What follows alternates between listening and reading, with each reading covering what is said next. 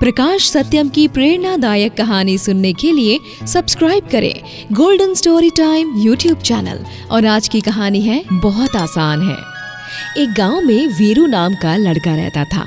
वो बात बात में कहता रहता था कि बहुत आसान है।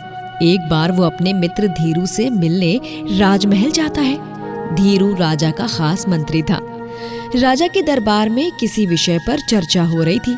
उसी बीच खबर आती है कि दुश्मन राजा राज्य पर हमला करने वाला है।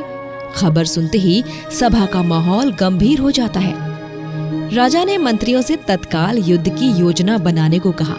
मंत्रियों ने जो योजना बनाई उस पर राजा ने पुनर्विचार करने को कहा। उससे बेहतर योजना किसी को समझ नहीं आ रही थी। तभी वीरू कहता है, बहुत आसान है। इतना कहते ही वीरू का दोस्त धीरू दबी जुबान से कहता है, चुप हो जा, मार खिलाएगा क्या? ये कोई गांव की चौपाल नहीं है, बहुत गंभीर विषय है। राजा वीरू की बात बहुत आसान है सुन लेता है। वो जोर से कहता है, कौन है ये और क्या कहना है इसे?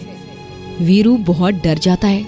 दोस्त मंत्री धीरू बात संभाल कर कहता है, महाराज ये मेरा मित्र है, शायद इसके मन में कोई योजना है। राजा ने गुस्से में कहा, इसे इधर भेजो, ये अपनी योजनाएं बताए। अगर सही योजना ना बता सका तो इसे कठोर दंड दिया जाएगा। वीरू बहुत डर जाता है। वो सोचता है कि इस बार बच जाए तो अब कभी बहुत आसान है नहीं कहेगा। राजा के सामने पहुंचकर वीरू कहता है, महाराज मेरी योजना ये है कि आप अपने सेना की 4 टुकड़ियां बनाकर। इतना कहकर वो चुप हो जाता है। राजा गुस्से में बोलता है, पूरी योजना बताइए।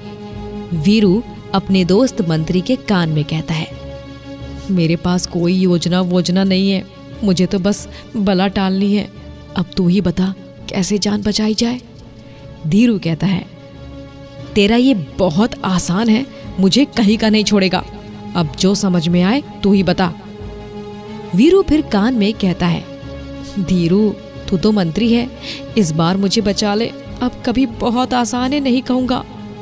धीरू कुछ सोच पाता तब तक राजा ने गुस्से से कहा, तू अपनी योजना बताता है या दंडित करूं? वीरू डर के मारे कांपते हुए चकराकर गिर जाता है। इतने में गुप्तचर खबर लाता है कि दुश्मन देश के राजा के आक्रमण वाली खबर गलत निकली। पड़ोसी राजा तो केवल शिकार करने निकला था, वो अब वापस अपने महल जा चुका है। खतरा टला हुआ देख सबने राहत की सांस ली। अब तक वीरू को होश आ जाता है। वो खड़ा होकर अपनी योजना बताने लगता है। उसकी योजना सुनकर राजा जोर जोर से हंसने लगा। फिर सभी लोग हंसने लगे। सबकी हंसी ने वीरू को और भी डरा दिया।